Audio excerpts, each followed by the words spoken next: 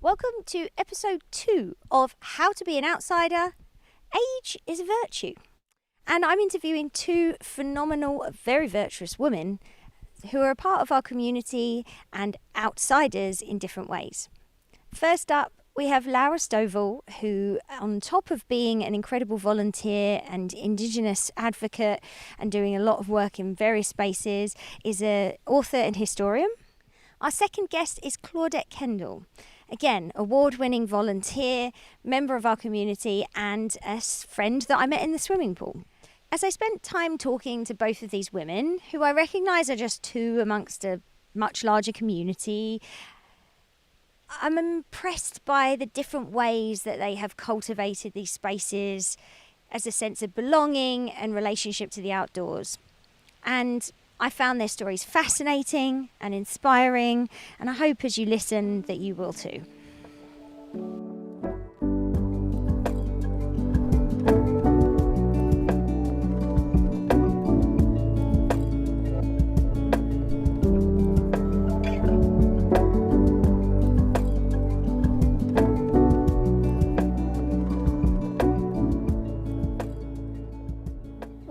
We're here for another episode in another beautiful outdoor location in the surrounds of Revelstoke for How to Be an Outsider, which is this series that's looking at the way that the outdoors, connection to place, relationship with the land, gives people a sense of belonging. And I'm here with someone that I really love spending time with, and so I'm really grateful that I get to do this on so many different levels. But Laura Stovall, and you are an author, a historian, a journalist, and when I came into this space to create this series, which was really about the voices that maybe don't have time or energy or space or a platform to be shared, that when the word outsider came to mind, it wasn't that I was like, oh, okay, Laura knows, right, what it feels like to be an outsider. But what came immediately to mind was that you were a person that makes folks feel a sense of belonging, that you are a community builder, that you are a caretaker, that you are a connector, and that I've known many people who, to me, might have felt like an outsider, myself included, when I first came here, and that you welcomed me in and others into your fold. And so thank you for being here with me. Jade, thank you for your kind words. Yeah, I feel like both an insider and an outsider in the many words of that, in many ways that means. Yeah, both as a person who was born in Revelstoke, who loved the outdoors, whose dad was known to be a outdoor man and a mountaineer and a skier, and living on CPR Hill, in the forest. The outdoors was my playground and my sanctuary. Yeah. Going to school in Revelstoke, I didn't always feel like I fit in, but when I came home, I could climb a tree, pick up a book, and it was just, I was in heaven. I don't think we've ever talked about that escaping to nature as a child thing, but I had the exact same thing. I didn't fit in at school. I was too much hands in the air. I talked too much. I annoyed people, and my sanctuary was this big giant willow tree that we could go and climb, and I would take a book there, and my parents had to pry me down to eat food because I was always out there. And so I wonder, has those experiences and how have those experiences shaped the life you lead in terms of you hold space for people, particularly for Indigenous visitors, you research, you take time and care for, you work with seniors and supporting that. I know you've also done work with the women's shelter, and I feel like through the diaspora of our community you have tried to foster a sense of belonging. Has that been intentional? Well, I think it's more roundabout than that. I think that I've, maybe because of those early experiences, I've always looked for what's missing and what is not being noticed. And so when I did my graduate work, I was always looking for subjects and countries and societies that people weren't writing about, people weren't noticing, and they were important. And also in my academic work, which was really important to me, I saw the benefits of bringing people together to forward discussions. I mean, my dream life would be to be in a situation where I could just host dinner parties and invite people purposefully and generate really good discussions about things. And I could be a fly on the wall. I've done this for decades, brought people together. I remember when there was violence in Kenya and I was teaching at Carleton, and I brought together people for dinner who were peace builders from Ghana, who might be an expert on truth and reconciliation commissions, who were Kenyans who could talk, and with the hope that we could have some really good discussions. And that's like my happiest place. Well, I have experienced you in those spaces, and that was one of the building blocks for our connection was you invited me to one of your dinners and introduced me to people like Shirley Boyd, who was the opening guest for this podcast series, and many, many more. But you hold the space, but then you step back and let other people connect. But I think you have to cultivate a space that feels secure for people to be able to relax, particularly if there's conflictual ideas or things coming up. And you mentioned briefly Africa there, and I know that that's been a place that you've travelled and visited and worked.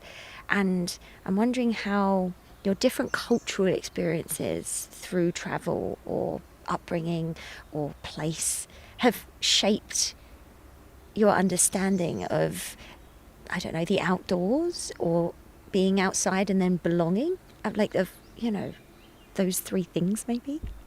It's a lot to ask. Maybe I could start with explaining how I ended up in Africa and other places. After I did my bachelor's at McGill, I became interested. I studied economics, and the story of economics and capitalist society just didn't ring completely true to me, that this was the explanation of how the world works. And I took some development studies courses and thought, yeah, there's another story there. So I applied for a Rotary Foundation scholarship and ended up spending a year in Kenya and studying at the University of Nairobi. Talk about being an outsider. I was the only foreigner in a class of brilliant Kenyan students, and I was terrible at math, which at a master's level you have to be good at math. But I had a professor there, Peter Coughlin, who taught development studies, and he was brilliant and really excited me. And I explored this idea that there's more to economic decisions than just money-based decisions.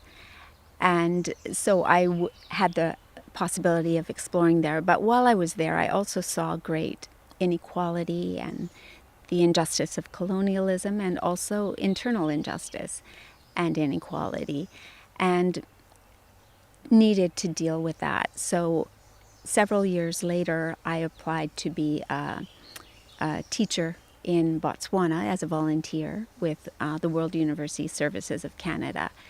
And while I was there, I had the opportunity to go to Mozambique, and South Africa was still in apartheid. I had been to South Africa during apartheid, traveling with a Motswana friend of mine, and I had seen how those terrible laws really restricted our activities together as a friend, as traveling as a black person and a white person together. There was very little that we could do together. There was one hotel in Johannesburg that we could stay in together. And anyway, and then going back in a stage where apartheid was ending and going to visit my friend Paul, who now lived in Johannesburg, and see how the changes took place, made me really interested in how countries change after war or mass violence, and apartheid is a form of mass violence. I was an outsider there, and I was seeing social change. And I also saw a great deal of grace in Mozambique as people were willing to reconcile so that there would be peace in the country. And it was astounding how generous people were being when the war crimes were so cruel. And also when I was in South Africa, we visited a film school, and the filmmakers challenged us, the South Africans, and they said, well, what about Canada? You had these reserves, you had the pass system. South Africa got its pass system from the Canadian inspiration. And what are you doing in your own country? And I wanted to tell him, at the time, well, there weren't Indigenous people in our area.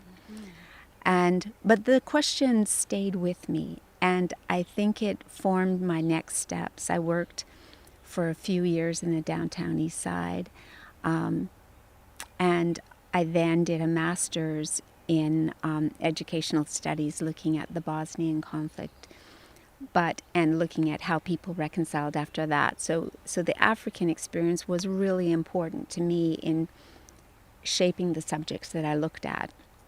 And with each step of the way, I learned so much. And I also, in 1999, I became a summer student working at the Revelstoke Museum and Archives. And immediately I could see that this story of this being an empty land wasn't true.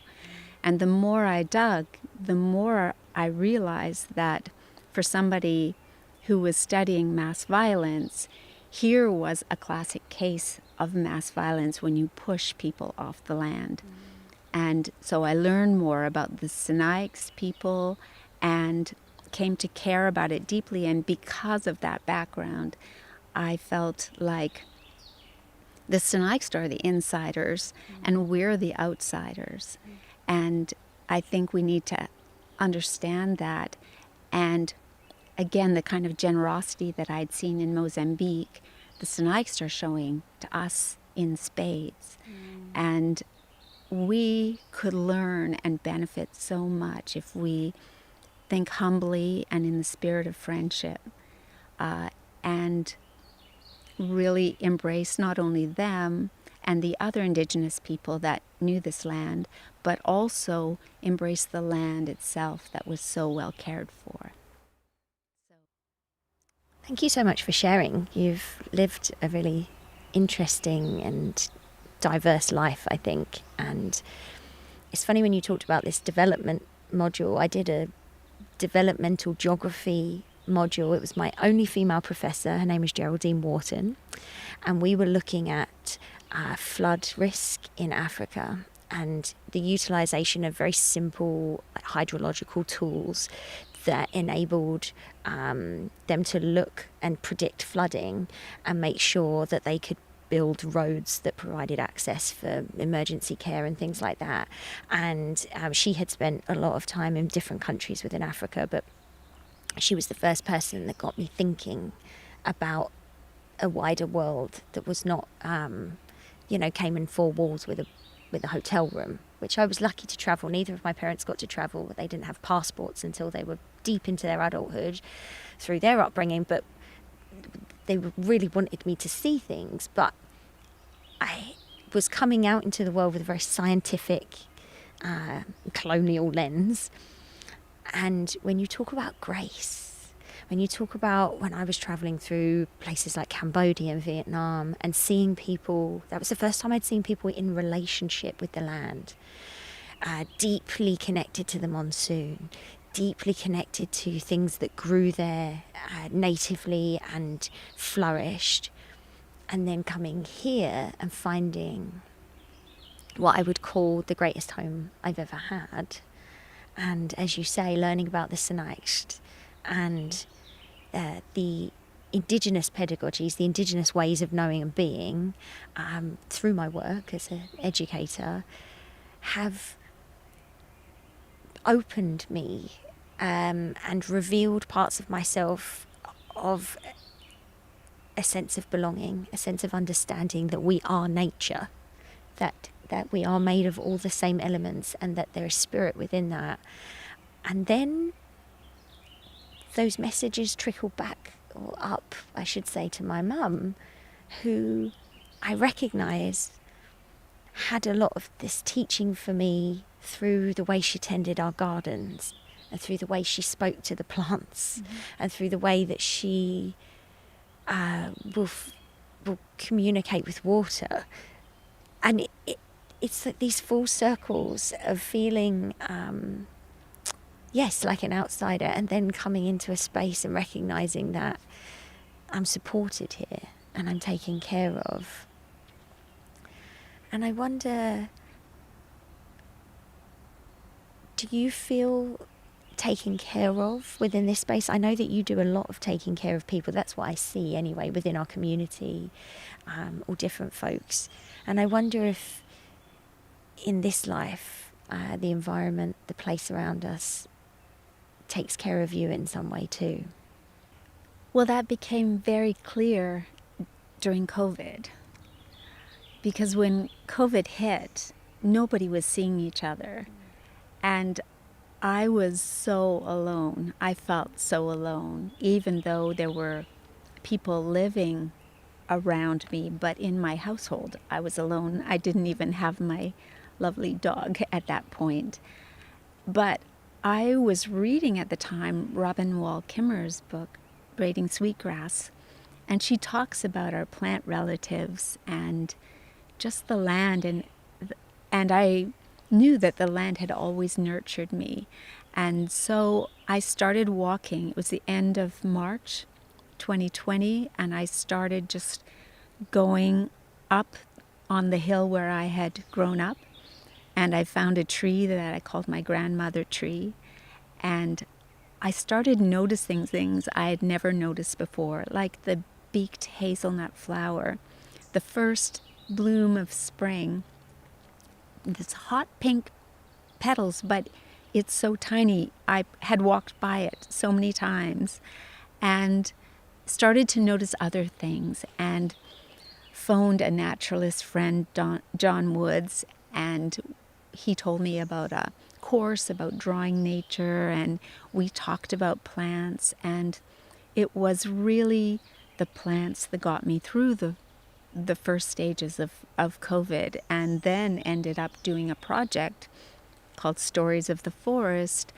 where we found 20 people, 5 Indigenous, who were knowledgeable about the forest, to take us to a place in the forest and tell us the story that they could see based on what was there. So yes, I definitely get comfort from the forest and the land around me. And I'm learning, because I was a mountain girl and didn't spend a lot of time on the river, but writing about the history of this land and spending more time on the land, I'm also building a relationship with the river. The Stories of the Forest is a beautiful book, and it also, you had these fabulous panels made for an exhibition that you graciously let us use at the Classrooms to Communities conference in 2022, I think I hosted here in Community, that travels around the province. That's a non-profit community for educators who want to connect to place and build those relationships, and you brightened up that community centre hall with all your knowledge, and people were in love, and you also did a beautiful workshop that people really resonated with. But as you talk to me about this, you talk about Stories of the Forest, and then you talk about the river, and I read Swift River. I read your book before I met you, and then, I mean, after the the spaces that I now inhabit almost directly linked to the fact that you invited me into some of those spaces with people, Indigenous people, I should say, that this is sort of flowing downstream. I've realised that this podcast is really a flow of the people that I've met and that I have felt have invited me in. People I've met on walks, people I've met through you. And so when you talk about the river, that is something that's really speaking to me. I can see it from my house. And as you meander through life, and because this episode, there is a sense of this being connected to seniors or being connected to people who have lived longer on this earth than I have. And I've always had a deep respect for my elders. I was brought up with my grandparents, my nanny Janet and my papa Ted. I was with them every day of my life, and so I've deeply loved elders always. And then this concept, particularly in the Indigenous ways that I spend time connected to now, of elders being really revered as well. Has anything changed for you in your sense of belonging as you've aged? I know when you mentioned being alone, I also felt deeply lonely during COVID. I struggled so much, and I didn't necessarily turn to nature as much. I was quite frightened, and I didn't go out a lot. And I know better now. That was a big teaching for me that came through that, of not to remember that all of these beings are here for me. But I'm wondering, as you've aged, have any new spots of outsiderness arrived, or perhaps even more senses of belonging? After I went to university, I came back and I met a different group of friends. So that was after high school, which was challenging. And I met a group of friends that loved the mountains, that had come to Revelstoke. They were new to Revelstoke, and there were guides, and there were just people connected to the mountains in so many ways. And I had always felt connected in my childhood to the older generation, the adults around. I always felt really well cared for, really well supported, and in fact privileged. I know I was privileged by all the support I got. And then coming back and finding a age group cohort that I could also identify with, that loved nature and that nurtured social commitment, because when you are the recipient of so much support, you do feel very strongly that you have to give back. Gave me a strong sense of belonging in Revelstoke. And it's not a coincidence that I keep coming back and ended up living here permanently after a lot of travels. But my time as an outsider in Sierra Leone, in different in Nepal, in Bosnia, different places, gave me a view of myself as part of the world, and at the same time, and therefore having a commitment to the health of all the world, even the neglected parts of the world. And I would say it's shameful how much Africa doesn't come into when people talk about the world wants this, I'm saying, really, there are lots of people you haven't asked and you're not including in that. But I also feel like I belong here now, and time has really strengthened that. And my connection with seniors in Revelstoke, some of the people that I knew when I was young, has given me a strong sense of belonging.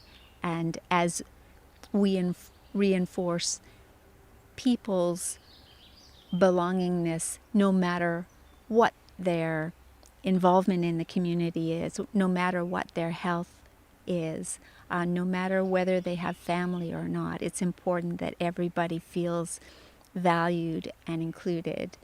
We have I'm not anymore, but I was the coordinator of the Community Response Network. It's hosted by the Revelstoke Women's Shelter.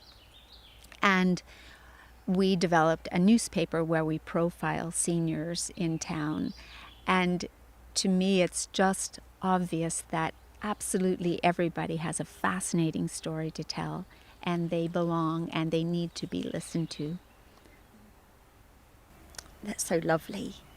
And you're a phenomenal storyteller, both through fact and in the stories that you tell through, not fiction, but you know, some historians are little, on the point and very serious and things. And I think you have this imagination and way of sharing that is very, very exciting and enticing.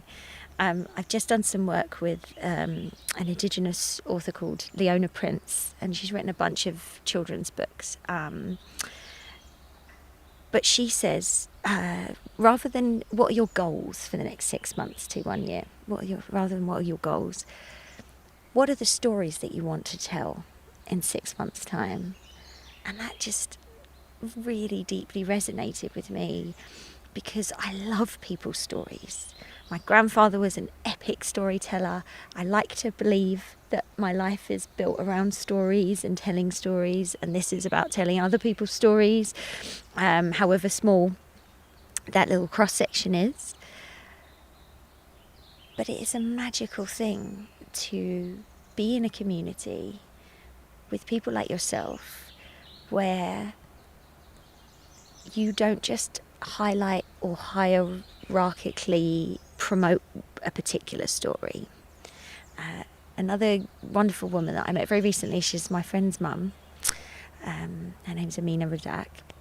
She's a senior as well. And she said, Jade, sometimes I feel like I'm fossilizing.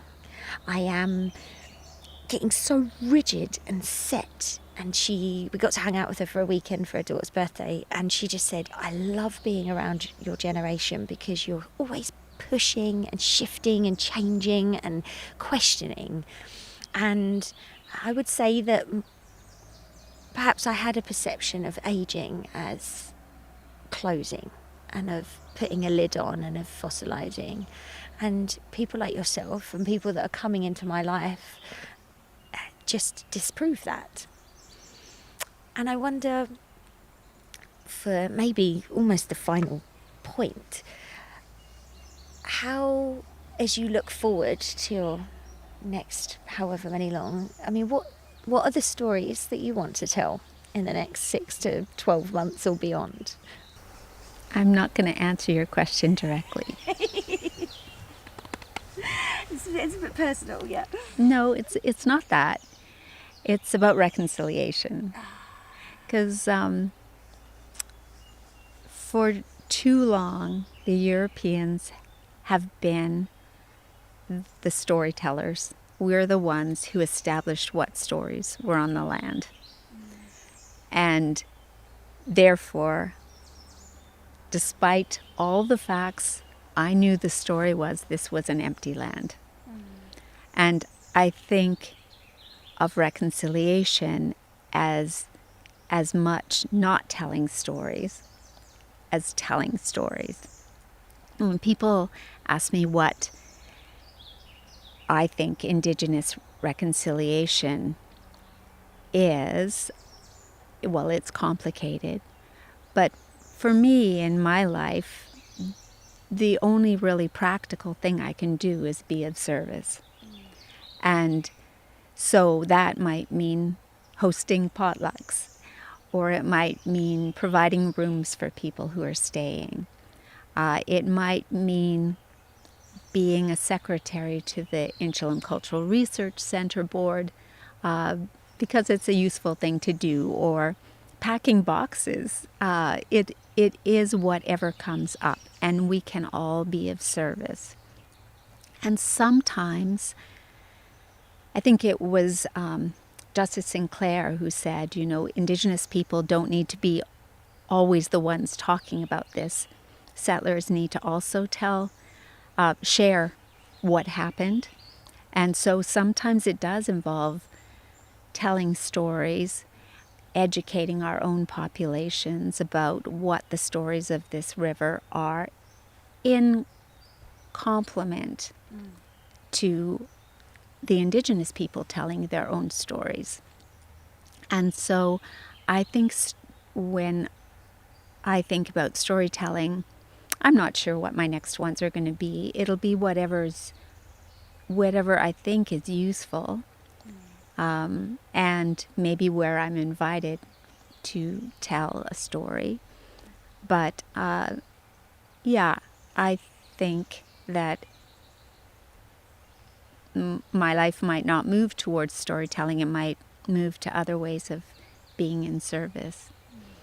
And to pick up on something I had talked about with, belonging, one thing that made me ill at ease after traveling a lot was that, Revelstoke has been because we discouraged people of color here, not just Indigenous people, but also other people of color who faced a lot of racism historically in Revelstoke. It was a very white community, and I'm feeling much more at home in Revelstoke now that this town has diversified. And I hope that all these people who are coming from all over, I hope they know that they're being celebrated and welcomed, and that they have a place here and contributions to make, not just fitting into our community, but sharing their own gifts. That is a beautiful reflection and leads into a future episode, I might add. But I'm very, very appreciative of your way of thinking and sharing, and actually both of the people that I have spoken to thus far have put themselves aside in order to say, actually, this isn't about me. Shelley talked about the salmon, and you talk about other communities and Indigenous reconciliation, and it's not a mistake that you are the people whose voices should be in this space shared, because you are so thoughtful and caring and giving with your words, your time and your energy. And I'm incredibly grateful for any time we get to chat. I think you're wonderful, and thank you so much for being here. Thank you, Jade.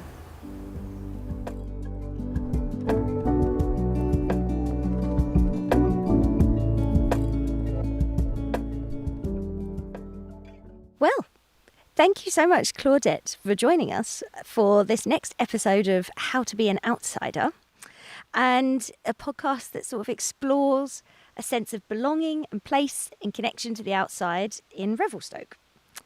So each of the guests on this show has been someone that I have somehow had a connection to in the community.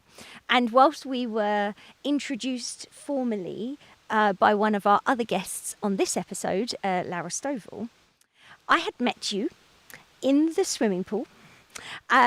Firstly, I had admired your stroke from afar while I was training for a triathlon, and thought, this person has incredible stamina and a very tidy stroke that you just kept going and going. And when I was getting out gasping, you were just continuing on.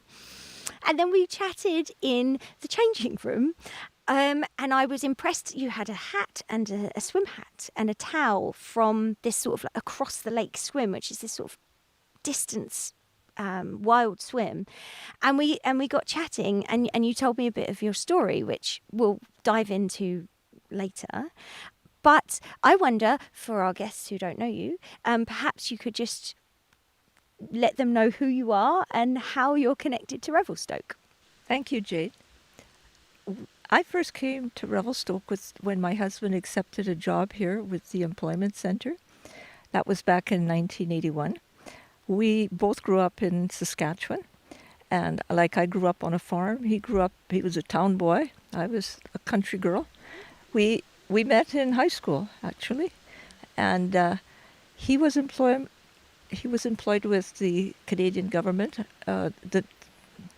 The office went through all kinds of name changes. It was Manpower, and it was Canada Services and Immigration and so on, but he had always wanted to be in the Lower Mainland.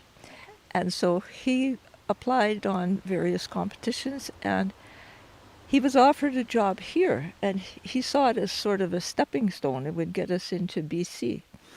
And that's what brought us to Revelstoke. But we really settled in here. Our children were young, and that's where they went to school, and it just became home very quickly. I've always loved the mountains, and it was sort of, I hadn't expected to be living here this long, but anytime we think about moving, we think, we don't want to give this up. No, even with dealing with all of the snow as we get older, we've made some changes to make our house more senior friendly. So it's home, and we're hoping to stay here as long as we possibly can. That's fantastic. I met my husband on my first day of university, and we travelled the world looking for this place. And he was a country boy and I was the city gal, a little role reversal. But there was this sense when we had come here. It was this weird sort of visceral thing. I crossed that bridge, crossed the Trans-Canada Highway, across that bridge, and it was like something, like a lock in a key, you know, that satisfying clunk. I literally felt my heart sort of settle, and I had this premonition that this was going to be the place that we were going to live forever. And I have fallen more and more in love with it. And a part of that has been meeting such a diversity of interesting people who have such different stories of how they came to be here, or who were raised here, and in different ways have this wonderful sense of community. And just before we went live, you were talking about the fact that sometimes you forget that you're a senior, because this episode of the program is about the voices of seniors, and I know that's just 2 within our community, but I have found some of the most welcoming humans that I have met, the people with the most openness to bringing me in, have been people within that age group and age demographic. And I kind of had this concept or this idea, you know, that the older people don't care for the young, or they have a different feeling about it. And I have just felt very welcomed by some of the senior people in our community. I'm glad to hear that. I think generally people in Revelstoke are very warm and welcoming. I remember the very first time I went for groceries after we settled here. And we had been living in Saskatoon, Saskatchewan, and we'd been there, I guess we spent about 4 years there. That's where both my husband and I had gone to university, but then we lived there for about 4 years. And I think I'd forgotten that it's okay to talk with the cashier. And you don't worry about the fact that somebody might be. And at first I thought, well, does everybody here visit with with the cashier? It wasn't long before I was doing the same thing. I love that so much, because now when I go back to the UK, and London specifically, or when I go to large cities, and I smile at everyone and check in with strangers on the street, and they sort of recoil. What do you want from me? And here, you know, when my parents came to visit, for example, especially my dad, he said to me, oh my goodness, it's like England was in the 80s, because you knew your neighbours, you chatted with folks. I remember I had the greatest sense of satisfaction about a year after we'd got this house. We're in my backyard, by the way.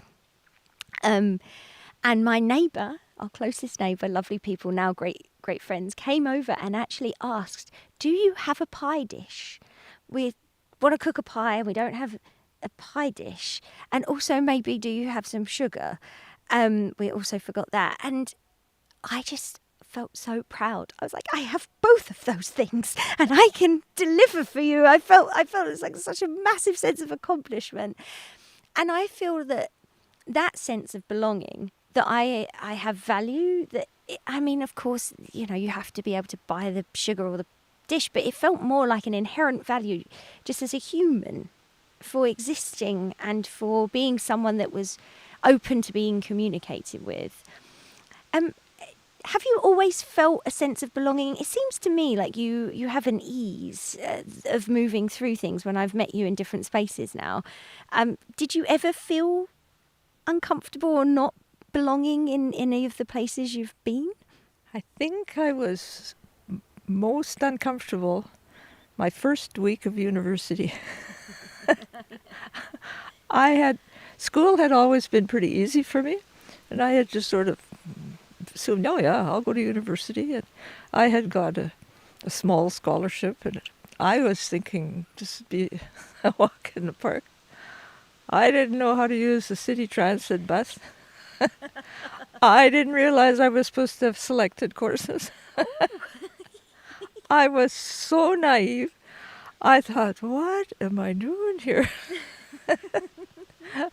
But I was living with, we were sharing, 4 cousins were sharing a basement suite about 7 blocks from university. And one of us had been there, it was her second year, so we settled in. It was okay, it was fine. And later on I was laughing about it, but that first time we tried to use the city transit bus, and we didn't understand that we were supposed to put our money in the little thing there. and the bus driver actually pulled over and looked at us, and he says, "Have you girls never ridden a bus before?" We said, "Not a city bus." I think that was a time where I felt like I was out of place, but that's a long time ago. I've forgotten it. So you talk about the fact that it took you 2.5 years to learn to swim, and that you had been offered lessons and you'd sort of done it and sort of not, but that you'd overcome this real deep sense of discomfort in order to do these things.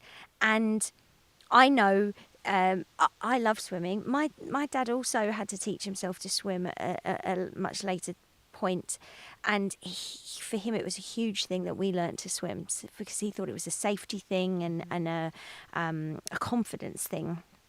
And so I love swimming. I was a lifeguard for many years, all through my schooling and university. That sort of paid my bills. And I even did some swim teaching as well in the UK. And I worked with some adults later on, and those, that feeling of being submerged is a really big issue for many folks. But overcoming that and stepping into the pool and learning there, you talk about the fact that you did this across the lake swim, which maybe we could tell people what the actual distance is and where you do that.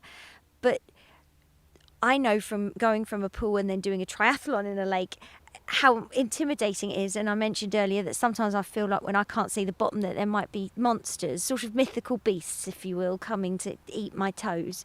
And I wonder, did you find it scary to move from the pool into the wild open swimming? I did take the opportunity to go to one of the pre-swim clinics that were offered with this event. For the 5 Saturdays leading up to the event, you can go and attend these clinics. And I went to one in mid-June, sort of a month before, and the water was so cold, I thought, there's no way I can do this.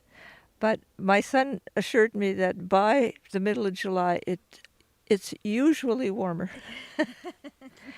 And I've done it 6 times now, 6 years I've done it, and it's always been comfortable at the time. Mind you, I am wearing a full-bodied wetsuit, and a big thing for me was learning how to get it on, because it's got to be snug. It's got to be, and if you don't get it on right, then it restricts your movement. But I have learned that, and the clinic was very helpful.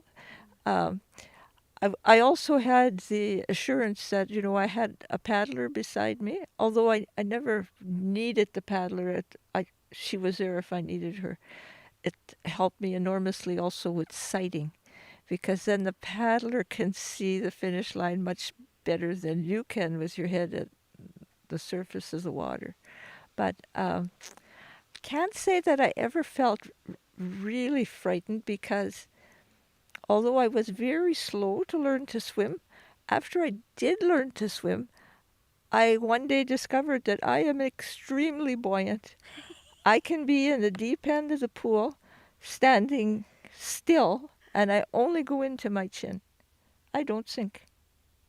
So, and then with a wetsuit on, you're even more buoyant. And with the like I have a tendency to have trouble, being completely horizontal. I have a tendency for my hips to be too low. The wetsuit corrects that, because the neoprene is thicker through the hips and thighs, and it lifts you. So I actually do better speed-wise in the lake than I do in the pool. You're a born swimmer. All that fuss. Oh, but it was a surprise to me to learn that I could. There were, the second year that I did it, my granddaughter had decided that she was going to do it, because her mom wasn't doing it, but she was going to do it. She was 12 years old. She was a really good little swimmer. And she was keen to do it. But it didn't go terribly well for her, because she was not comfortable in open water. Yes. And she went about halfway, and then she climbed onto her dad's paddleboard.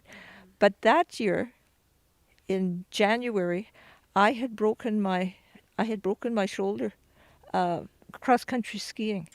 And I'm thinking, oh, jeepers, I've got 6 months here before this across-the-lake swim, and Stella's going to do it with Grandma. I have to do it. I have to do it. I have to do it.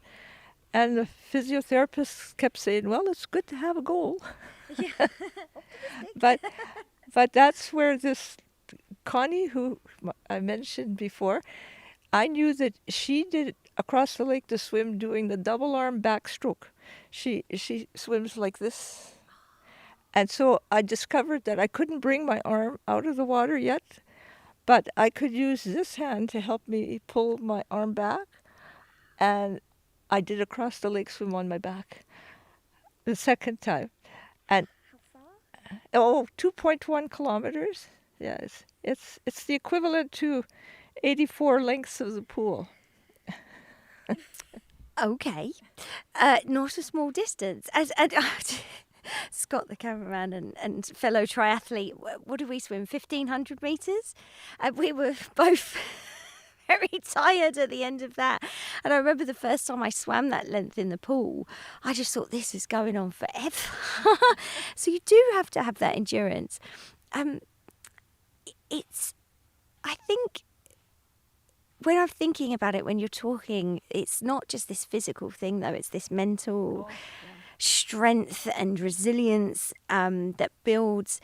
And I wonder whether living in this community, we maybe touched on it, but has your relationship in other outdoor spaces or any of your life experiences sort of fed into that sense of resilience? Well, I think that any time you can be outside and active, it's good for your physical health, it's good for your mental health, it's good for your emotional health, and it's uplifting. I felt that first time I completed that across the lake swim, I don't think I've ever had a higher high, ever. And I don't and each time I've decided that I would do it one more time. Well, in this, I had to invest in a wetsuit, and I tend to think, this is a little bit extravagant. These things are expensive, but I wanted to have one because I wanted to be able to practice in it, like I would go to Williamson's Lake, and I'm glad I had that opportunity, because it took me several attempts to get it on right, and it was nice to be able to practice in it, but I felt I had to recover the cost, and I could have rented it for $100. But so I thought it had cost me around $300 to buy this. I thought I've got to do it at least 3 times to justify buying this wetsuit. I've now done it 6 times, so I'm ahead of the game. I love that. You've got to get your money's worth, right? You've got to. I felt the same about my tri-suit. I thought, right, well, I'm doing this again because I've bought this blooming thing, I'm going to use it. And I did also actually buy a wetsuit because I realised that being a strong swimmer, then when you're in the royal and boiling surface water when 200 people are swimming simultaneously, that the wetsuit gives you that extra buoyancy as well to overcome the chop. So I am very committed to doing that. And I love your seeming mix of practicality and humour. I wonder whether those things have factored into it. I mean, you look incredibly fit and healthy and well, and I've seen you in the pool. And I love that you touched on the aspects, the multitudes of wellness that come from our relationship with the outdoors, and all of my aspects, my physical, my emotional, my social, all of those things have been uplifted through that. So it's wonderful to hear that. And I love that woven through your story are your relationship with your children, with your grandchild, and how that intergenerational strength has played out. And that you know, even not completing the full thing, right? Let's say doing half for your granddaughter, what an achievement just to be there and have to participated in that with your grandmother. I swam a lot with my grandfather in the ocean in where we would spend a lot of time off the coast of Spain. I'll be there in another week with my mum, actually. His ashes are scattered there in the ocean. Although I don't know if I should tell this story, but I'm going to, because it's sort of funny and a bit dark, but I feel like some of the things in life. But we had him in a salt bomb. We had him made into this sort of dissolvable, ocean-friendly kit. And, but we sort of popped him in, and it was sort of like, he was like, no, I don't want to go, because he just kept washing his shore. So eventually, after the sort of fourth or fifth sort of gentle encouragement, my brother just sort of long-armed him. So he picked him up and said, right, Grandad, Papa Ted, you've got to go now. Go be with the fishes, because he was one with the animals always, especially the aquatic life. And my brother Craig just picked him up and long-armed him past the surf and out into the ocean, and we cheered. He would have liked that. He liked to joke. But he would swim, and the jellyfish, there would always be these jellyfish there that they're not really dangerous, but they would sting you. And they would just, I don't know what it was about him, but they would just create this protective barrier where they would not come close. Oh, really? And so we always felt, we wonder if he worked at an oil factory, whether he was basically just toxic, and they were like, no, let's not have that. But he would, if we swam with Grandad, we were safe from the jellyfish. And I just have this, he kept the monsters away. So maybe I just need to think about him when I'm in Williamson's Lake, and I'll feel a bit safer. I feel like I could talk to you all day. But I recognise the sun is beating upon us, and I appreciate all the time and energy you've spent with us. So I wonder if, to close, if perhaps there's anyone watching this who is maybe 65 or older and feels like that these kind of spaces, these endurance swims or these wild outdoor spaces are not for them. I wonder if you have any thoughts or advice or encouragements that you might want to share with them.